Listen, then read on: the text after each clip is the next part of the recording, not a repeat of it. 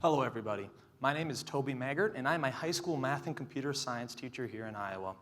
One of the things that we regularly do in high school is we ask students to solve problems, practicing their problem-solving skills regularly all the time in most of their classes. One way that we do this is, an example in my computer science class, is I give them a task where they need to bring technology to underdeveloped countries, and I leave the task completely wide open to see what they do. And almost every single time, the first time around, what they want to say is incredibly vague.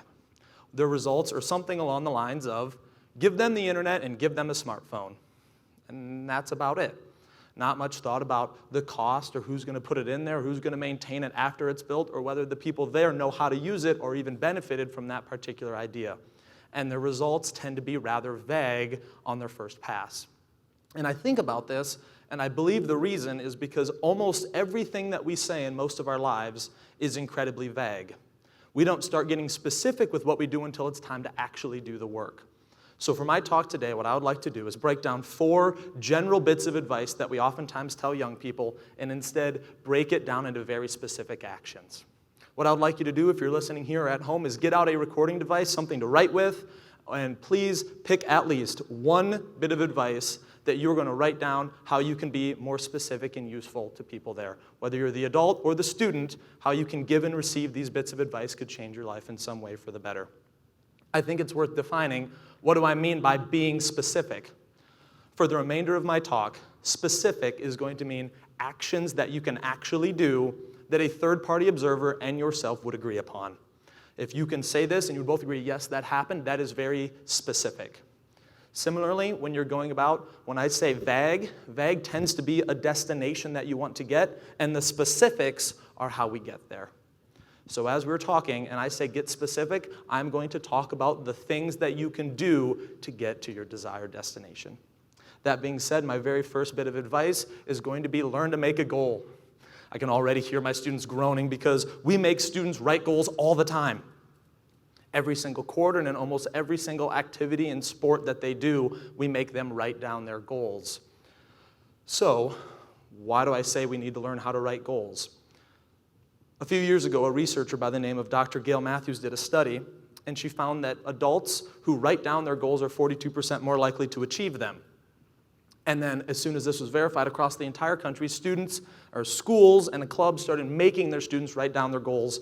But I fear that these goals were not achieved as likely as that 42% increase because our students didn't care.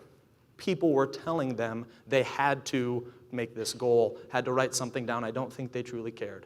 So to start by making a goal, you need to first define something you genuinely care about. Step 1, pick something you actually care about to be your goal. From there, you need to write specific action steps. The thing you care about is the vagueness. The goal you write down is going to be the steps that you are going to take to get there. These steps should be given a time frame, and they should be clearly defined with success and failure. For example, recently my school put us through a Leader in Me training, and this training introduced me to the idea of a scoreboard, and it took all of those things and it added one more, and it said record your success and your failures at each time frame. As a computer science teacher, I wanted to improve my computer science skills, so I enrolled in a self-paced online class and decided to write my goal. Now, what I wanted was to improve my computer science skills. That's the vagueness. The specific goal that I actually wrote down was spend 1 hour a day working on my computer science coursework. Let's look at the parts. First of all, is it an action step? Is it something I can do? Yes. Spending 1 hour. Is it given a time frame every single day? Yes.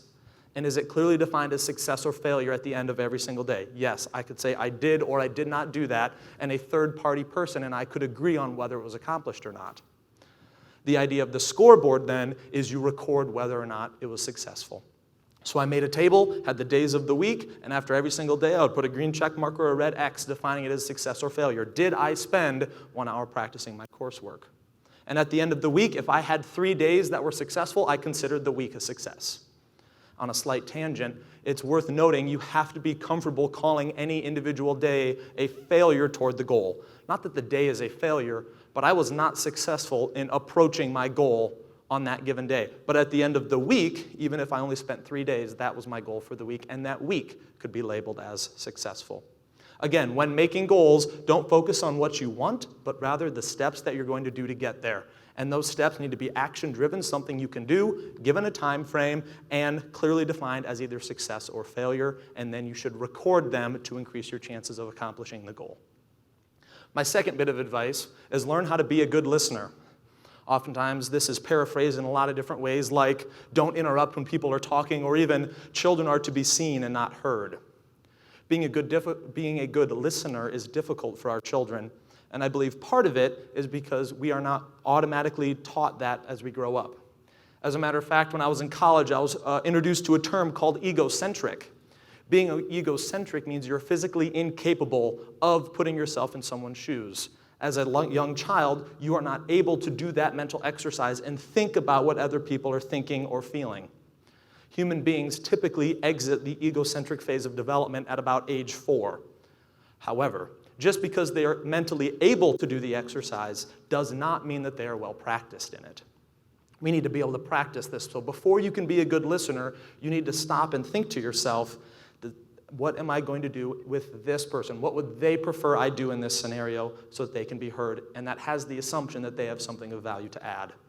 It's easy to recognize egocentric students because when they talk, they simply trade back and forth I statements, statements about themselves. I was at the pool yesterday. I was there 2 days ago. When I was there, Mark was working as a lifeguard. When I was there, Mary was. While the conversation is on topic, they are simply making I statements about themselves. So step out of this egocentric scenario, consider what other people are thinking, be practiced in that. And from there are 2 specific things you can do to improve the listening technique. 1, if the context is information you are going to need to know at a later date, repeat it back to the person. Example, your boss is telling you what they want you to do for the week. Repeat it back to them. This serves 2 purposes. The first is that your boss knows that you heard and interpreted it correctly, and second, it lets you know that you heard and interpreted the boss correctly. You're both on the same page. When you repeat it back to them, you agree on what was said and what is going to be done, and you know you are understood. If you do this, the people giving you information will believe you are a good listener. The second scenario is more like an open, free-flow conversation, and that is to ask open-ended questions. If someone is sharing information about themselves and you're getting to know them, you should ask open-ended questions, and open-ended questions typically should not have single-word answers. A bad example would be, did you have fun at the pool? To which the response is yes, and that could be it. An open-ended question would be, what are some things you like to do at the pool? Now, this conversation has become divergent. It can go many different ways depending on their personality, and they can feel like you're actually listening and caring about them as an individual. So again, being a good listener requires you first to put yourself in their shoes and do what they would appreciate and listen to them. And if they are sharing important information, repeat it back to them so they understand it. But if it's rather just getting to know you, open-ended conversation, you should ask open-ended questions to make the conversation more divergent. The third bit of advice that I would like to break down is maybe more of an encouragement rather than advice, but we oftentimes tell people, you're still young. That's not particularly helpful, because when you tell someone they're still young, it's usually because they did not achieve something they wanted to achieve, or they were not somewhere they wanted to be yet, and we're saying, hey, it's okay, you're still young. What we mean is you still have lots of time to get there. That being young, they can't just change that. Cannot snap their fingers and become older, but saying you have time to get there means that it's useful and there's hope. However, that time is only used if they actually do the work. And for that, my specific advice is just get started. When you say just get started, I mean take a task that you might have difficulty convincing yourself to do, break it down into smaller tasks, and make the first one so excessively easy that you can do it right now. Example, suppose you have this general goal of being able to want to run a half marathon someday. And your action steps were, I would like to be able to run 1 mile 3 times a day for the first week, 2 miles for the second week, and work up until you get where you want to be. However, it's 9 a.m. on a Saturday morning, you're on the couch scrolling through Twitter, and you're having a very difficult time getting up to go on that run. And when you're sitting there going, I know I need to get this workout in, but you can't convince yourself, because convincing yourself to go run 2 miles is hard. Instead, break it down into individual steps, make the first one excessively easy, and then get started. Don't convince yourself to go run 2 miles. Convince yourself to go to your room and change your clothes. Put on athletic gear. Everyone can convince themselves to go change their clothes. I know girls who do it 5 times a day. Once you're in your room and you have your clothes changed, convince yourself to simply step outside and do a warm-up. Get warmed up, and from there, convincing yourself to be warmed up and then start running is a simple task. Instead of a large task that was like, oh, I don't want to do this, you broke it down into small tasks. The first one was excessively easy, and then you just kept the ball rolling. Again, when people tell you you're still young, they mean you have time to get where you want to be, but that time is only useful if you just get started. My fourth and final bit of advice for young people is learn how to study. Learning how to study. Oh, the word study has lots of negative connotations for people in the world. And it's probably because you imagine something like sitting in front of a book or a computer for significant amounts of time, either bored or frustrated out of your mind. And it's not fun. I'm not saying that learning how to study will make studying fun, but it will make it more efficient. And if it's more efficient, you don't spend as much time studying, and you can spend more time doing things you actually want to do. There are a lot of different ways to learn how to study. The one I'm going to focus on today is called active recall. The method of active recall is exactly as the name suggests. You need to be active in the role of remembering.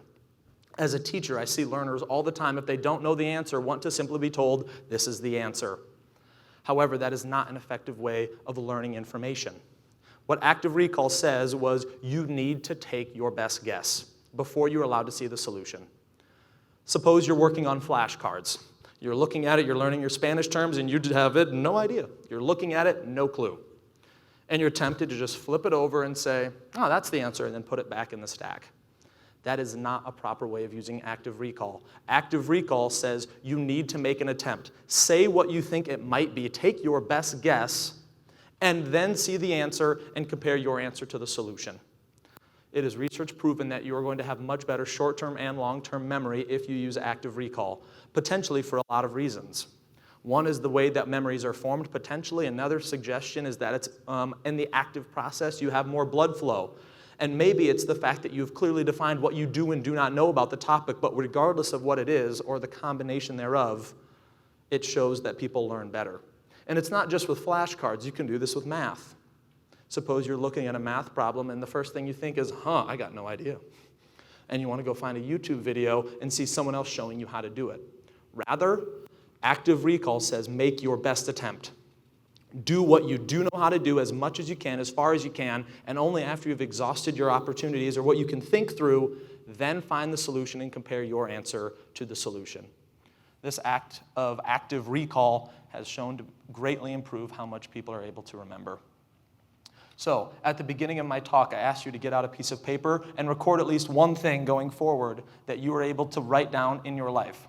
I'm going to cover them all once again. If you haven't written anything down, I would suggest that you do that right now. Going back through them, the first was make a goal. When we say make a goal, that means instead of thinking about what you want, you need to consider how you're going to get there. The steps need to be action steps. These action steps need to be given a time frame, and they need to be clearly defined as either success or failure. And then if you would like to make sure you're accomplishing them, you can make a scoreboard of some sort where you record whether you were successful or failure in any given time frame for that step. The second one was be a good listener. Being a good listener involves first stepping out of the focus of yourself, considering the other person will have something of value. And from there, if they're giving you important information needed at a later date, you need to be able to repeat that information back to them so you and they both know you understood it. In addition to that, if you're in a free-flow conversation, ask open-ended questions. This allows the conversation to be more divergent and allows them to share about themselves. If you do these things, people will think you are a much better listener. The third thing was the advice, you're still young. When we say you're still young, we mean you have lots of time to improve, but that time is only valuable if you just get started. And the best way to get started is to make the first step so excessively easy that you can go do it right now. And once you're going, you can just convince yourself to do the next step and the next step. You hear people say getting started is the hardest part, then make that first step excessively easy so you know you can go and do it right there. And the fourth and final thing I mentioned was learning how to study through the process of active recall. Again, there are lots of ways to study, but this one is particularly useful. And the actions are you need to make a guess. When you don't know, you need to give your best attempt and then compare it to the answer. And for whatever reasons, this has been shown to be significantly more practical for memorizing information. As I wrap up my talk today, I have a rather corny phrase that I say with my students every single Friday, and some of them told me, Mr. Maggert, you need to end your talk with this. So as you go out into the world and into your lives, I have a simple favor to ask of you. If you could, please remember to be good, have fun, but most importantly, stay classy. Thank you all for your time.